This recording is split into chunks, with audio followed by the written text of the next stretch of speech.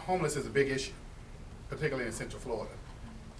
I don't think that, and remember I told everybody, this is a forum that we're gonna be civil, we're gonna agree, and we could agree to disagree.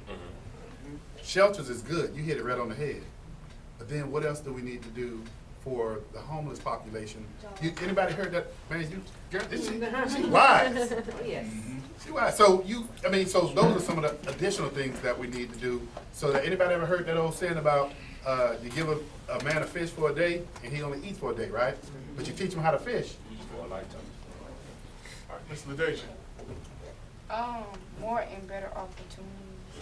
Okay. And when you say opportunities, are you talking about what type of opportunities? Success for people that didn't get a chance for it. Okay, all right. Demond? Oh, racism? All right, you want to see what you can do to address that? Black and white people, black people violence, with violence. So They killing each other. Okay. You Black want on black to make sure crime. that you get rid of those things, right? Okay. I want to say like people letting their voices be heard, Speak How do we now. get that done? coming together, I guess, like not always having to like judge others or like just loving one another for who they are. Gotcha. Don't want to lose momentum. You had, Yeah, I you wanted got to stand up too. Like everybody. I wanted to add something. I'm Mona, and I'm a producer for a documentary that we're making here in Paramore of a group of guys, Ray Sean and Womack happen to be one of them. So we're making a documentary about the guys that were 16 of them who were born and raised in Paramore. And we're also covering some of the issues that we have noticed or we have kind of seen by spending time on Jackson Street and in Paramore. And one of the things that we're going to mention in our documentary that we see time and time again is mental health and offering mental health to the people of Paramore have seen a lot.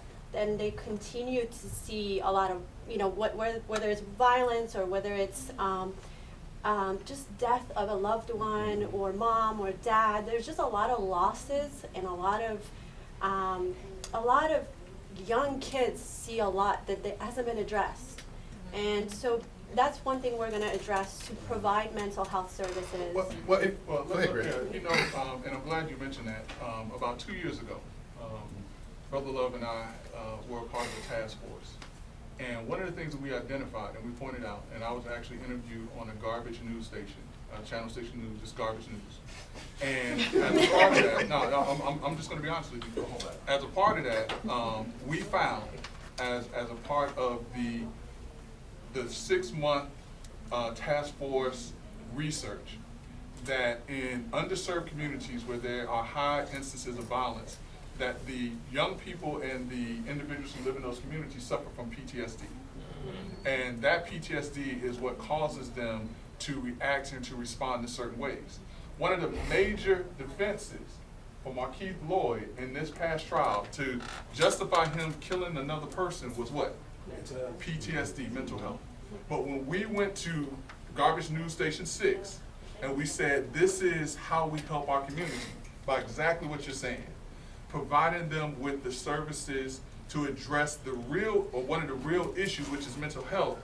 They got another garbage individual on there who said that PTSD was not an issue within underserved communities. So as long as people continue to ignore and act as if this is not real, our communities are going to continue to suffer.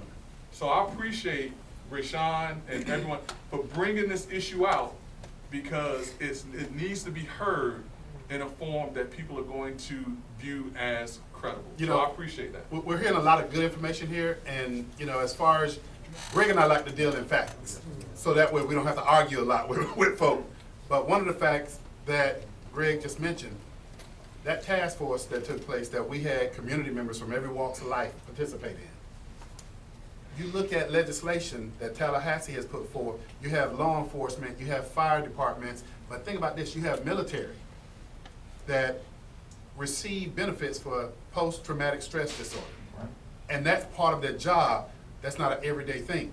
Think about people who reside in communities that see violence every day in one form or fashion.